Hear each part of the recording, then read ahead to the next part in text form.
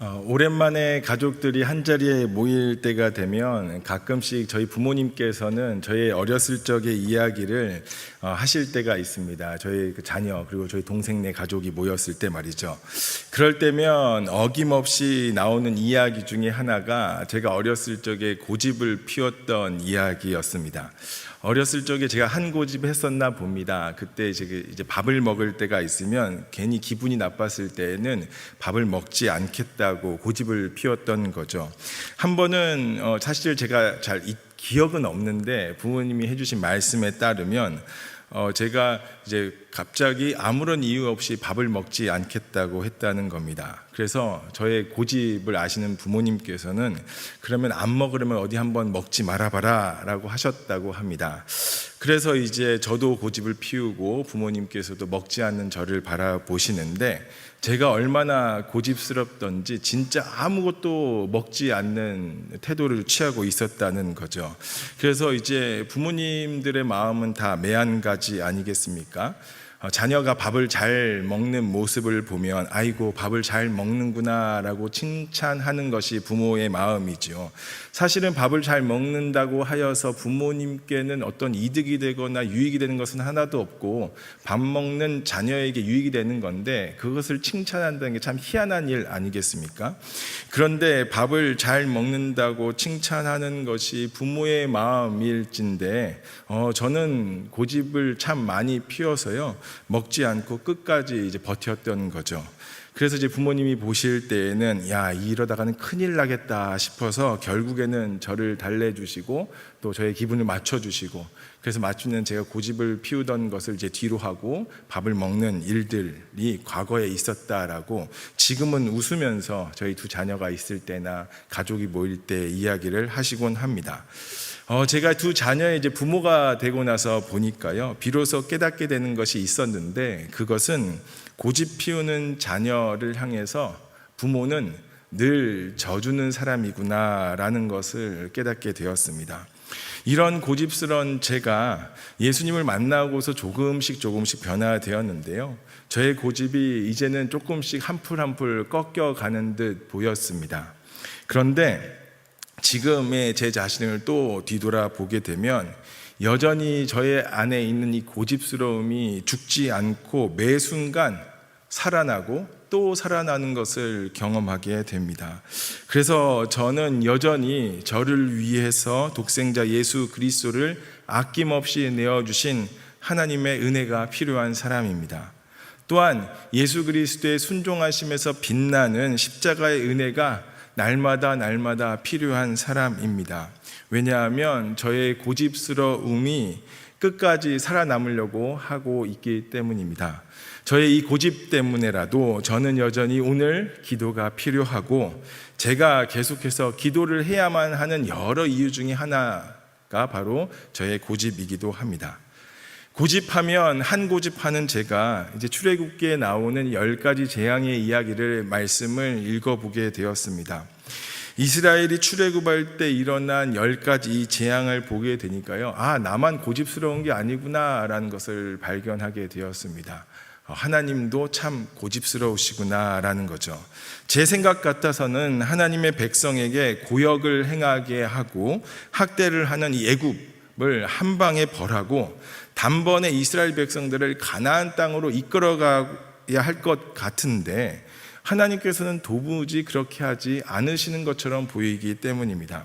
제 눈에는 마치 하나님께서 어떻게 해서든지 애굽의 이 바로를 꺾으시려고 하는 하나님의 고집스러움으로 10가지 재앙이 눈에 보인다는 거죠.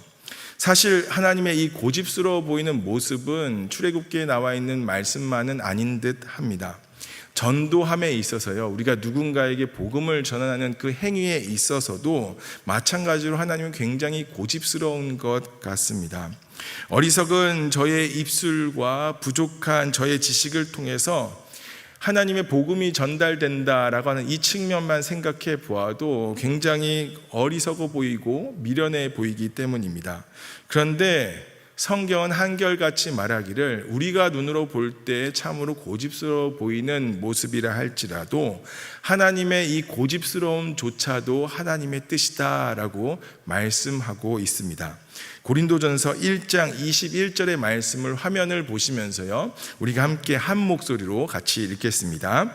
이 세상은 그 지혜로 하나님을 알지 못하였습니다. 하나님의 지혜가 그렇게 되도록 한 것입니다. 하나님께서는 어리석게 들리는 설교를 통하여 믿는 사람들을 구원하시기를 기뻐하시는 것입니다. 아멘. 애굽의 열재앙을 그대로 경험하는 바로도 참으로 답답하지만 완악한 이 바로를 향하여서 묵묵히 10가지 재앙을 내리시는 하나님의 이 모습도 참으로 고집스러우시다라는 생각이 듭니다. 그런데 우리가 하나님의 지혜를 다 알지 못하기 때문에 그렇게 비춰지는 것이다 라고 바울이 말씀을 통하여 우리에게 전달하고 있는 것을 생각해 볼 때 하나님의 이 고집스러움조차도 모든 사람을 구원하시고자 하는 하나님의 인내와 은혜임을 새삼 깨닫게 됩니다. 고집스러워 보여도 미련해 보일지라도 이것이 하나님께서 기뻐하시는 방법이라는 것을 생각해 보게 되니 참으로 놀랍습니다. 그렇다면 하나님께서 이렇게 고집스러워 보이시기까지 하면서 그런 각오를 다지심으로 말미암아 나타내 보이시는 이유는 무엇일까요? 바로와의 싸움을 10가지 재앙으로 행하시면서까지 이토록 오래 질질 고집스럽게 끄는 이유가 무엇일까요?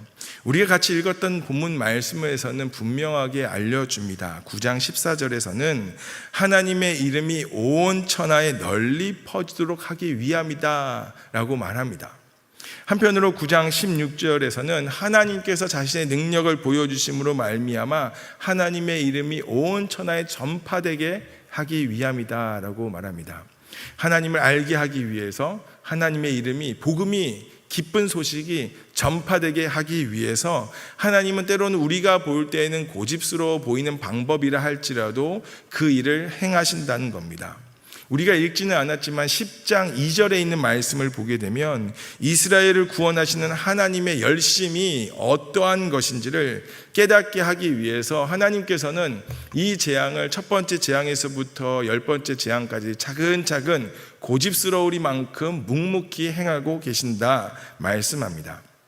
이런 이유에서 다시금 출애굽기에 나타난 10가지 재앙을 우리가 상상해 본다면 하나님의 모습은 화가 난, 그 다음에 몹시 분노한 하나님의 모습이라기보다는 뭔가 애원하는 듯한 하나님의 모습으로 상상이 됩니다. 나 좀 알아봐 주면 안 되겠니? 라고 말씀하신 것 같습니다. 나 이만큼 했으면 이제 나 좀 인정해 주면 안 되겠니? 라고 하나님께서 말씀하시는 듯 합니다. 지금 너가 자신을 보는 그 모습이 전부가 아니란다. 내가 어떠함으로 너를 구원하였는지, 선택하였는지, 너를 구원하기 위한 나의 열심이 어떠한 것인지 잘 알아봐 줬으면 좋겠다 라고 말씀하시는 하나님의 애원처럼 상상이 됩니다. 이렇게 함으로써 하나님께서는 그 백성에게, 이스라엘 백성들을 향하여서, 그리고 이 말씀을 읽는 오늘 하나님의 백성된 우리를 향하여서 전달하고 싶은 하나님의 애원하는 이 애타는 마음은 아마도 새로운 에너지를 줄 뿐만 아니라 소망을 주시기 위함이라 생각해 볼 수 있을 것 같습니다. 찬양 중에 세상을 사는 지혜라고 하는 참으로 아름다운 찬양이 있는데요, 그 찬양의 가사는 이렇게 시작됩니다. 하늘을 볼 겨를도 없이 정신없이 세상을 살다가 마음의 먹먹함이 내 삶을 짓누를 때, 그러한 것을 짓누르는 것을 경험하는 하나님의 백성을 향하여서 하나님의 이 고집스러움은 나 좀 알아봐 주면 안 되겠니? 라고 볼 수 있다는 겁니다. 뿐만 아니라 또 이어지는 가사는 이렇습니다.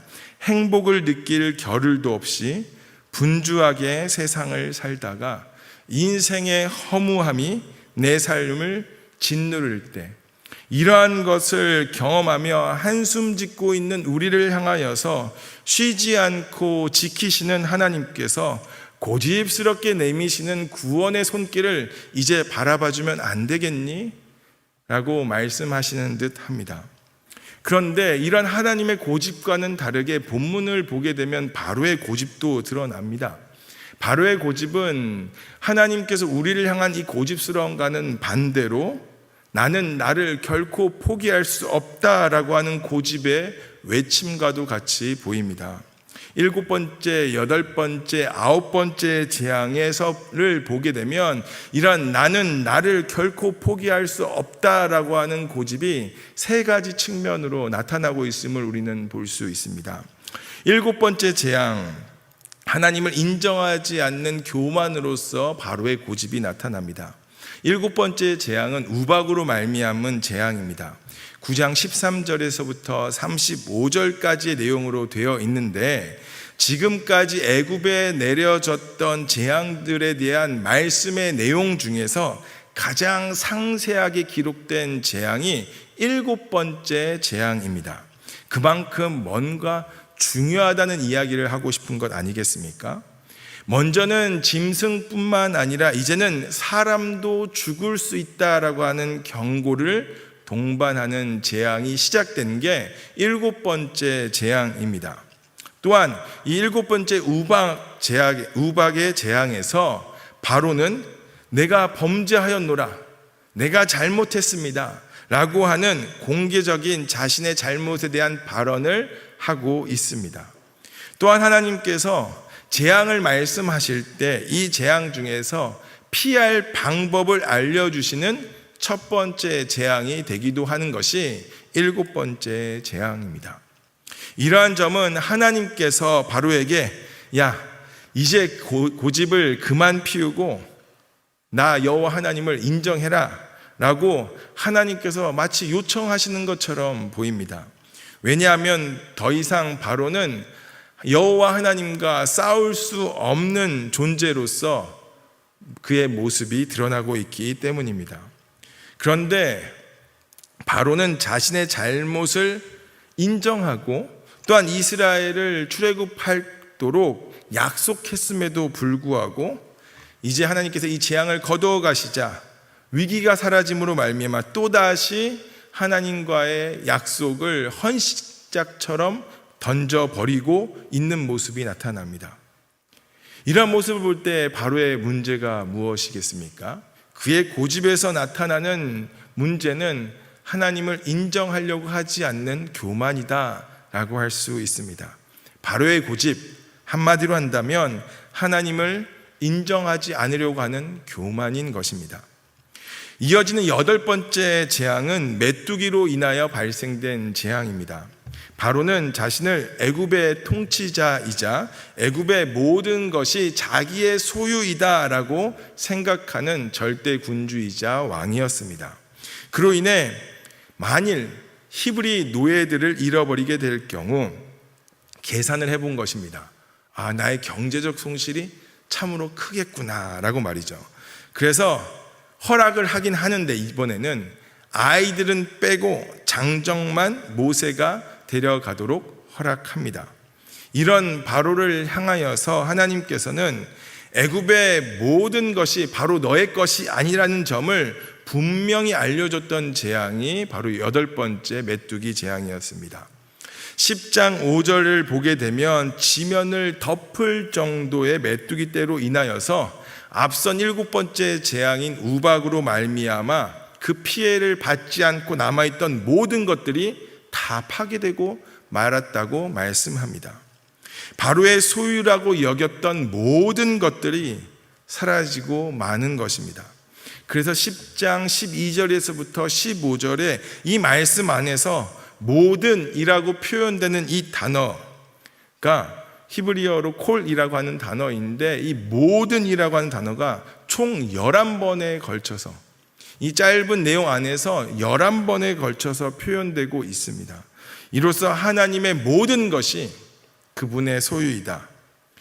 바로가 자기의 소유라고 여겼던 그 모든 것이 하나님의 소유임을 알려주는 것입니다.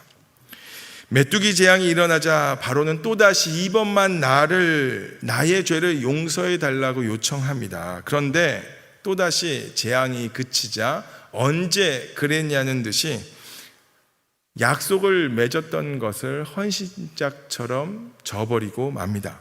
그리고 그의 거짓말은 또 반복이 됩니다. 바로가 보여주고 있는 이 고집이라고 하는 것은 내 것이 아닌 것을 내 것이라 착각하고 있는 이 소유의 집착으로 말미암아서 발화된 거짓말입니다. 고집은 때로는 거짓말로써도 나타나는 법입니다.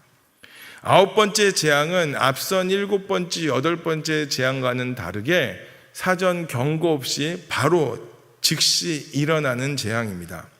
이 흑암 재앙이 9번째 재앙에 해당되는데요. 이 흑암은 어두움을 뜻하는 밤이라고 하는 표현이 아니라 창세기 1장 2절에서 나타난 창조 이전의 흑암의 상태를 표현하는 단어로 흑암이 표현되고 있습니다. 단순히 밤을 지칭하는 어둠이 아니라 창조 이전의 상태에 혼란한 상태로서의 어두움을 말하고 있는 겁니다. 지금 애굽은 바로의 이 고집으로 말미암아서 창조 이전에 경험되어졌던 이 흑암이 3일간 지속되면서 거꾸로 되는 창조를 경험하고 있는 것입니다. 스스로 태양의 후예라 주장한 태양의 신의 아들 이 바로의 권위가 철저히 무너지게 됨을 경험하는 것입니다. 바로나 애굽의 모든 사람들이나 애굽의 창조신이라고 여겨지고 최고의 신이라고 여겨졌던 태양신이 사라지는 것을 경험하게 되는 겁니다. 그러므로 말미암아 바로도 그리고 애굽 사람들도 무엇을 경험했겠습니까? 나의 세상이라고 여겨졌던 세상이 사라지게 되는 것을 경험하게 되는 것입니다.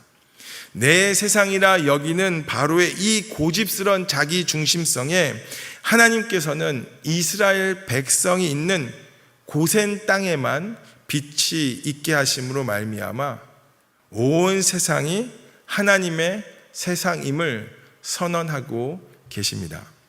이 모든 것을 경험한 바로는 고집스럽게도 모세를 불러서 여호와를 섬기라 라고 하면서도 이번에는 양과 소는 두고 가라 라고 말합니다. 하나님을 섬기는데 제물로 사용할 이 가축을 두고 가라 하는 것입니다. 무엇을 말하는 것이겠습니까?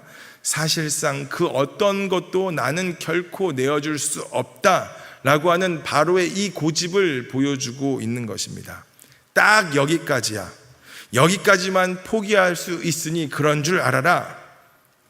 바로의 고집은 도무지 꺾일 줄을 모릅니다. 왜냐하면 모든 것이 나의 세상이라 여기는 자기 중심성에 함몰된 사람이기 때문입니다.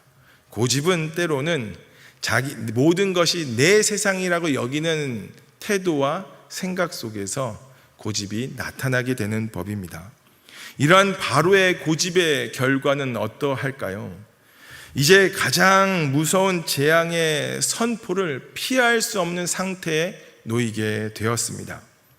재앙이 흘러가고 있는 이 방향을 다시금 돌이키는 것이 완전히 불가능한 상태에 놓이게 됩니다.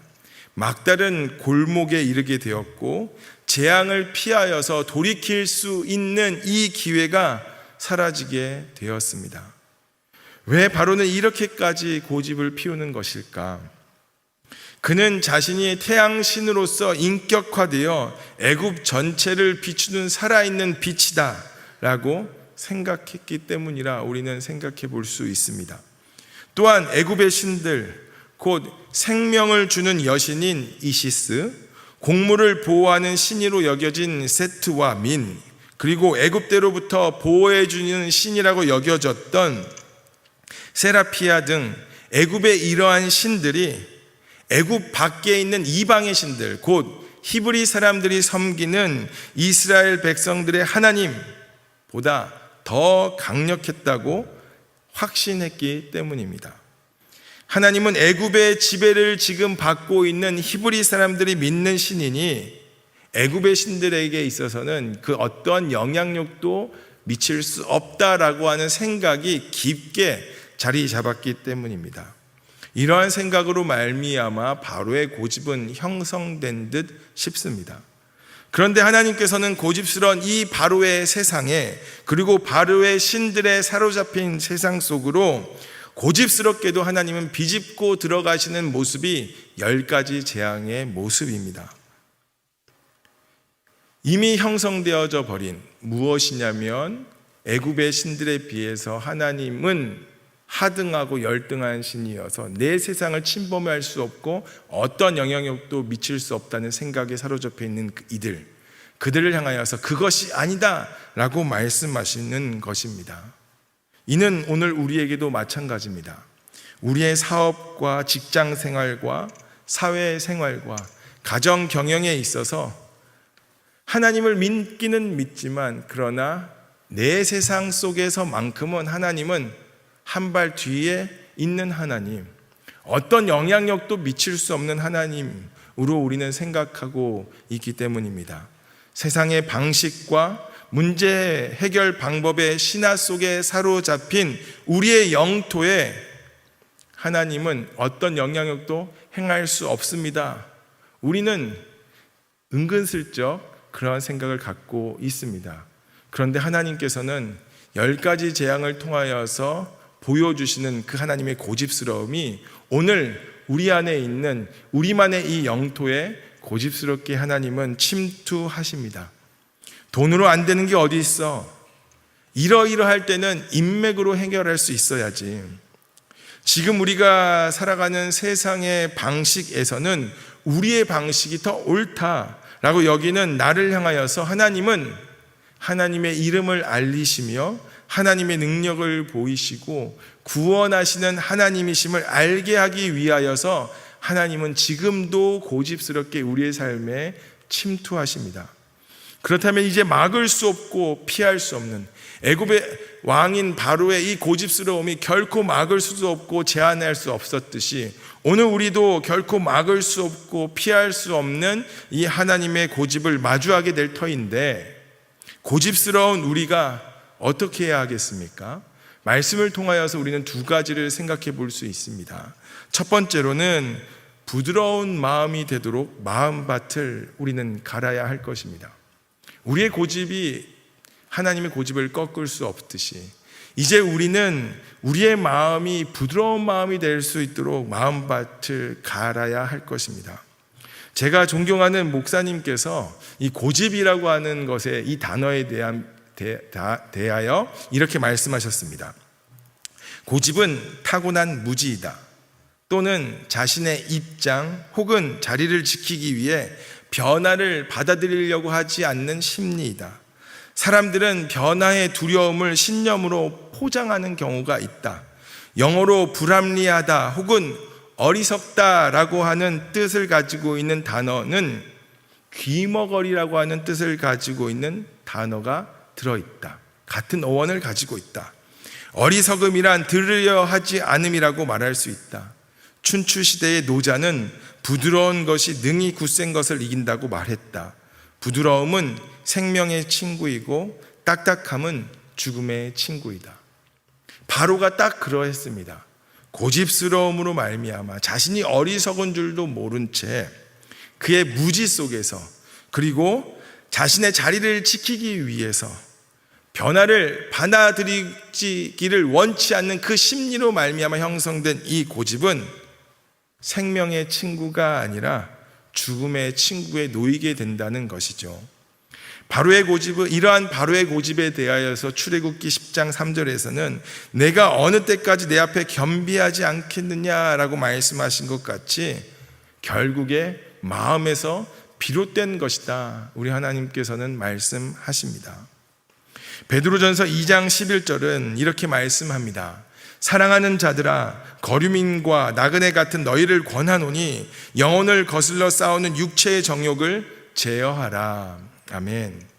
만일 우리의 정체성이 이 땅의 정착민이 아니라 하나님 나라를 향해 가는 나그네라고 하는 사실을 우리가 확신하고 더욱 깨닫게 된다고 한다면 우리의 마음은 좀 더 부드러운 마음을 갖게 되지 않을까요? 왜냐하면 우리는 딱딱한 마음을 지니지 않고 변화를 받아들임으로 말미암아 부드러운 마음을 지니게 될 터이니 말입니다. 고집 부릴 이유가 더 이상은 없다. 왜냐하면 우리는 정착민이 아니라 하나님 나라를 향해 가는 나그네라고 하는 정체성을 지니고 있기 때문이라는 것이죠. 그로 말미암아 겸손함으로 우리의 길을 틀어막는 우리의 육체의 정욕을 벗어던질 수 있을 것입니다. 사랑하는 성도 여러분, 오늘 우리는 무척이나 고집스럽습니다. 그러나 우리의 고집보다도 하나님의 이 고집스러움은 우리의 고집을 삐집고 들어오십니다. 그리고 말씀하십니다. 우리의 마음밭이 조금 더 부드러우면 안 되겠니? 라고 말씀하십니다. 그 말씀에 반응할 수 있는 저와 모든 성도님이 될 수 있기를 바랍니다. 두 번째로는 기도가 나의 고집을 꺾고 하나님의 지혜에 승복하는 시간이 되게 해야 할 것입니다.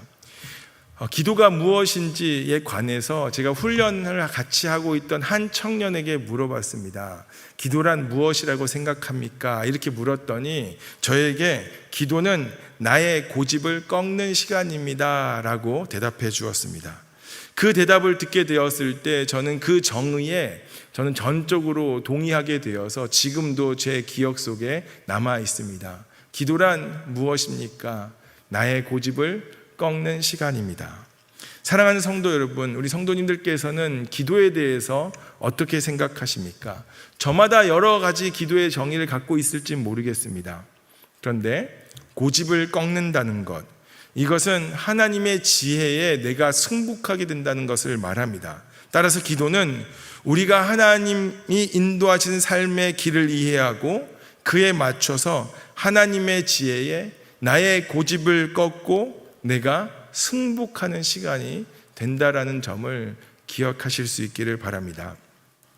안무가인 최보결 선생은 나의 눈물에 춤을 바칩니다 라고 하는 그의 책에서 직장을 그만두고 춤을 본격적으로 시작하면서 갑작스럽게 암이 찾아오고 믿었던 사람으로부터 배신을 당하는 등 억울하고 힘든 일이 갑작스럽게 연속적으로 일어났다라고 말합니다. 그러면서 내가 무엇을 잘못했길래 나에게 암이 오는 것이야? 내가 왜 불행해야 해? 내가 왜 죽어야 해? 라고 무서워하며 화내지 않았다고 합니다.